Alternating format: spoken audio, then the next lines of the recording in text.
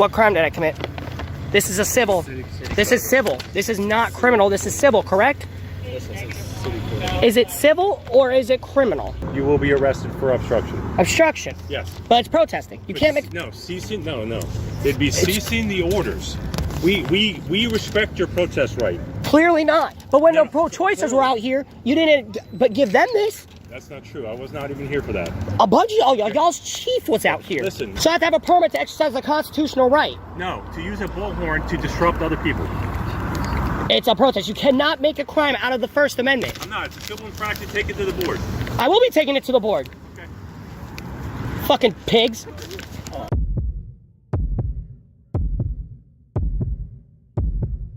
This scene takes place in Punta Gorda, Florida, where a citizen known as Lewis challenges officers over the use of a bullhorn during a public protest. As the discussion escalates, officers demand identification under City Ordinance 14-2, but Lewis calmly questions whether the violation is civil or criminal.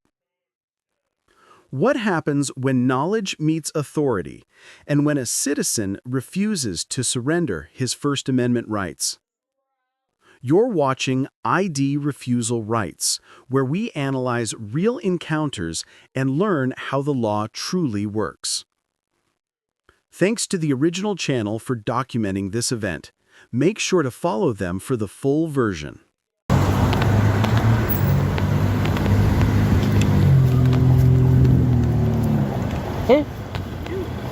What's up? What you doing out here, man? What's up? What? Breaking city code ordinance. How? I'm protesting. City code ordinance 1402. I'm protesting. You can't make a crime out of the First Amendment. What ordinance am I breaking? Okay, you can look at it if you would like. Do you have any identification on you? Well, what's the ordinance? I need to know the ordinance that I'm committing first. 1402. And what is Do you that? have any identification on you? What crime did I commit? This is a civil. This is civil. This is not criminal. This is civil, correct? Is it civil or is it criminal? Listen to what he's telling you. You violated City Code Ordinance 14-2 because of the use of the bullhorn, okay? You can stand out here and talk all you want and use your sign, do whatever you want, but you can't use the bullhorn. It's in the statute right here, 14-2. So, he's asking you for an ID. Do you have one or not? I have a question before I present any ID. Is it a criminal offense or is it a civil offense? It's a City Code violation. And is that civil or criminal? It's a simple question. Civil? It's a civil offense. Thank you. So it's not criminal. That means I've not committed a crime. So what is your reasonable cause sufficient for the ID? Officer Davis cites City Ordinance 14-2, claiming Lewis violated the rule by using a bullhorn during protest. Lewis questions the legal basis, demanding to know whether it's a civil or criminal offense before presenting ID. Under the First Amendment, his right to protest is protected, and the Fourth Amendment prevents officers from detaining or demanding identification without reasonable suspicion of a crime. Davis fails to articulate any criminal element, turning this stop into a potential unlawful detention. Lewis correctly invokes his constitutional rights while maintaining calm and reason. The lawful action here is to request clarification and remain silent until legal grounds are stated. Then. Wait, didn't we talk on when? No, I've never talked to you. No, not you then. I don't know who it was. So civilly, okay, it rules that you have to abate it, which means cease it. Okay. Correct. So if we have to come out here again, you're getting a $100 fine. Okay. And if you refuse to stop the bullhorn, you will be arrested for obstruction. Obstruction. Yes. But it's protesting. You can't make... No, ceasing, no. It'd be ceasing the orders. We respect your protest right. Clearly not. But when the pro-choicers were out here, you didn't but give them this. That's not true. I was not even here for that. A bunch of y'all's chief was out here. Listen, Lewis. Davis, I believe. Lewis. How do you know my name? Because I know you from 2 weeks ago when you were here, or 3. So I thought we didn't talk though. I didn't talk, but I'm paid to know people, okay?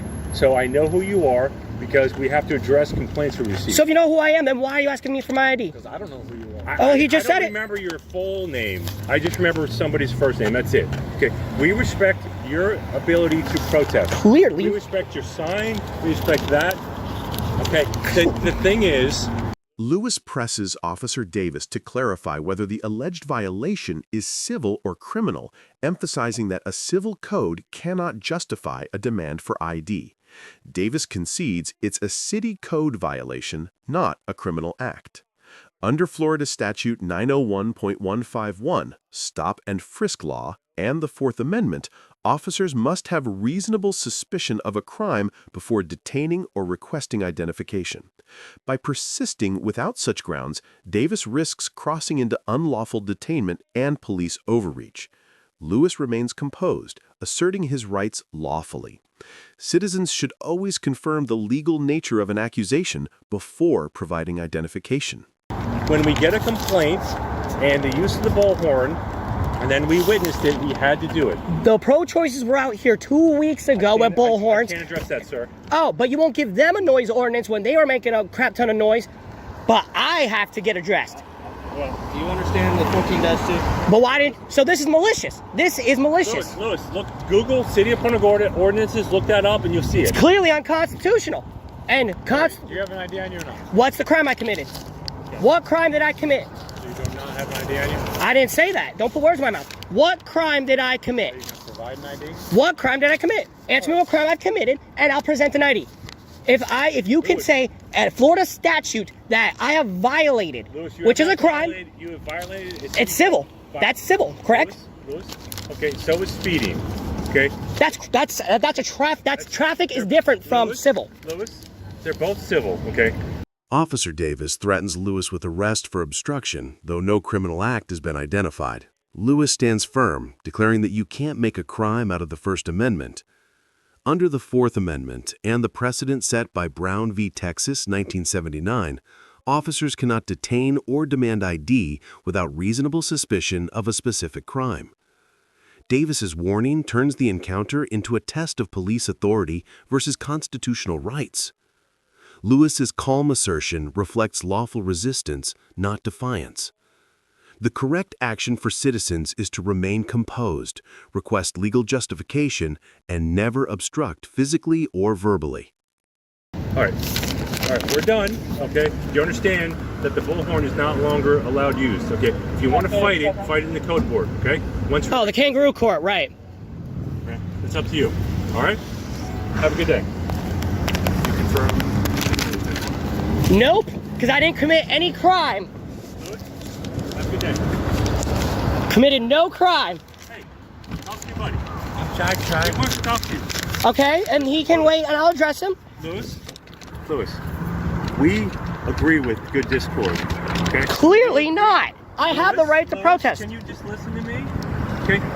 This has nothing to do with your sign or your ability to protest. Clearly it does, because I'm using this as an instrument of protest. True or not true? No. So I'm not using this to protest. I'm not using this to get my message, right? Okay. Unless you get a permit from the city for that. So I have to have a permit to exercise a constitutional right. No, to use a bullhorn to disrupt other people.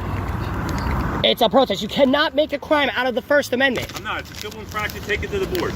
I will be taking it to the board. Okay. Fucking pigs. The confrontation between Officer Davis and Lewis clearly illustrates why ID refusal is both a constitutional right and a test of police restraint. Davis's conduct, while restrained at moments, earns a C grade for failing to establish reasonable suspicion before threatening arrest.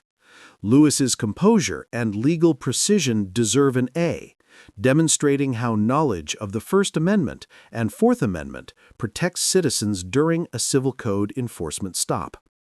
Viewers should remember, calmly ask, "Am I being detained or am I free to go?" and never resist physically. Understanding ID refusal is not defiance, it's civic education. Follow ID refusal rights for more breakdowns on lawful police encounters and support the original channel that documented this critical exchange. Every informed citizen strengthens constitutional accountability.